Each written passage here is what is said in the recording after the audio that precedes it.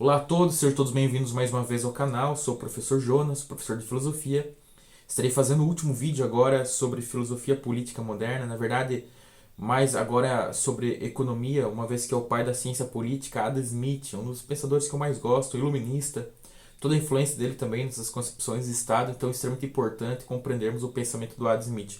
Gosto de partir de uma frase desse pensador que diz assim: não é por benevolência que o padeiro, o cervejeiro, o açougueiro, ele cita, produzem pão ou cerveja, mas em busca dos próprios interesses, né? É interessante que ninguém faz nada por amor, né? Ninguém faz. O padeiro não vai fazer um pão cada vez melhor porque ele ama fazer pão, porque ele ama quem come o pão, né? Quem compra o pão, não.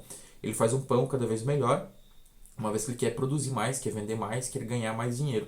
E a qualidade tem relação com isso. O que é interessante é que o Adam Smith diz assim, olha, todos nós estamos buscando os nossos interesses, e no fim das contas isso não é ruim, isso é bom, né? Porque nós temos, no caso do padeiro ali, teremos pães de qualidade, nós vamos ter o pão fresco, haverá, depois a gente vai ver lá a divisão social do trabalho, porque se eu sou professor, eu vou exercer minha função, depois eu ganho dinheiro dessa maneira, sou professor não porque você ama ser professor, mas porque você busca um rendimento para que você possa se sustentar. Aí você vai comprar pão, né? O padeiro, o filho dele vai estudar. Enfim, cada um vai ter uma função específica. Se eu for fazer pão, eu não sei se eu vou conseguir fazer um pão bom, né? Eu não sei não, tenho certeza que não vou fazer. Então deixa que o padeiro faça isso, é a função dele, o trabalho dele faz muito bem e ele tem que ganhar um dinheiro muito digno por isso, porque ele vai fazer um trabalho decente nesse sentido. Eu também vou fazer um trabalho decente, também tem que ganhar o meu dinheiro em relação a isso. Assim o mesmo jardineiro, assim mesmo o motorista, assim mesmo o advogado. Enfim, cada um vai ter uma função específica na sociedade, cada um vai executar um trabalho específico, cada um vai se tornar melhor naquilo que faz, e aí virar uma divisão social do trabalho em que todos vão ganhar no final, né? Então ninguém faz nada por amor, cada um faz aquilo, as coisas buscando seus próprios interesses, e no final das contas todo mundo ficará feliz com isso, porque cada um vai assumir uma função específica dentro da sociedade. Né? Sem falar também no desenvolvimento de máquinas, né? Tem um determinado momento que o Adam Smith diz assim, olha, o cara vai fabricar pão, por exemplo, ele vai pensar em maquinários que ele possa produzir mais pães, produzir mais pães vai poder fazer um pão mais barato, e toda a sociedade vai ganhar com isso ao final. Também poderia se falar que no pensamento do Adam Smith é que essa divisão social do trabalho, eu acho que é um compromisso de todos em relação a isso, né? Saber que a roupa que a gente veste, saber que o celular que a gente usa, saber que tudo isso é caneta, né? As teorias, enfim, tudo isso foi criado, foi pela sociedade, né? Sociedade por pessoas que se disponibilizam em trabalhar, em buscar os próprios interesses, mas que todos nós, ao final das contas, acabamos ganhando com isso, né? Então, sua principal obra, Riqueza das Nações, escrita em 1776, como já foi falado, ele defendia a liberdade, o livre mercado, ele criticava o mercantilismo, lembrando que mercantilismo, né, século XV, talvez XVI, tem sido o auge, que partiu do princípio de riqueza, de que a riqueza de um país são as pedras preciosas que acumulavam, né? Então, Portugal, por exemplo, acho que nós temos uma grande herança disso, né? Mas não só Portugal, vários outros países, eles buscavam pedras preciosas, negociar, enfim, e enriqueciam o rei, né? As consequências disso que a gente pode ver é um governo rico e as pessoas pobres, né? Parece, às vezes eu olho para a economia brasileira e vejo que parece que nós somos mercantilistas ainda, né? Os ingleses, eles descobriram isso talvez por influência do Adam Smith, e que a riqueza de um país está na força do trabalho.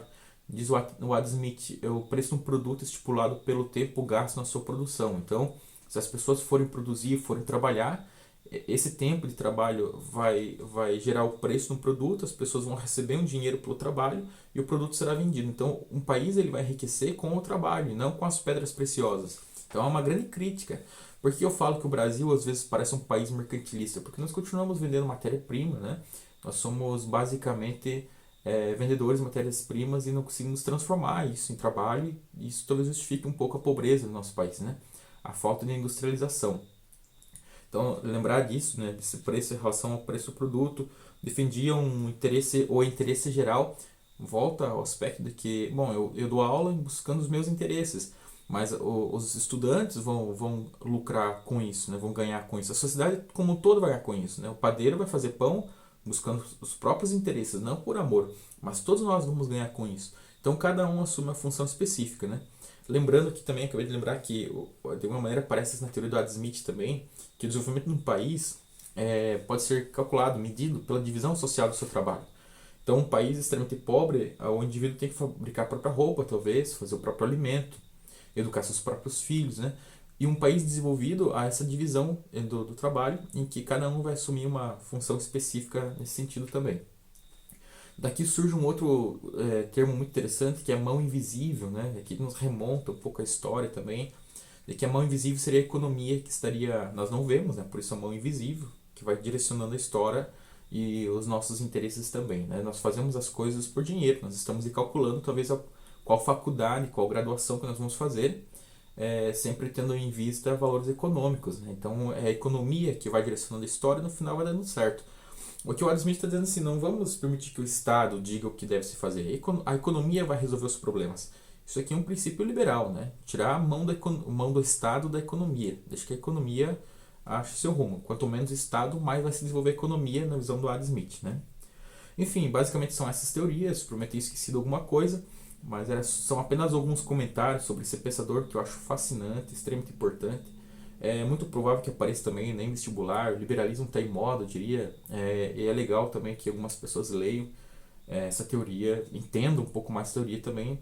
Existem algumas vertentes, como por exemplo o neoliberalismo, que é muito contemporâneo, muito atual, que prevê a mínima ou a total extinção do Estado, né, a mínima participação do Estado na economia. Está bem? Então é bom, interessante ficar ligado nesses conceitos, nessas teorias, nesses pensadores, nesses iluministas, nesses filósofos da política moderna. Logo estarei gravando outros vídeos sobre outros assuntos. Foi o que deu para fazer. Agradeço a todos que tiveram paciência de assistir. Um abraço e até a próxima.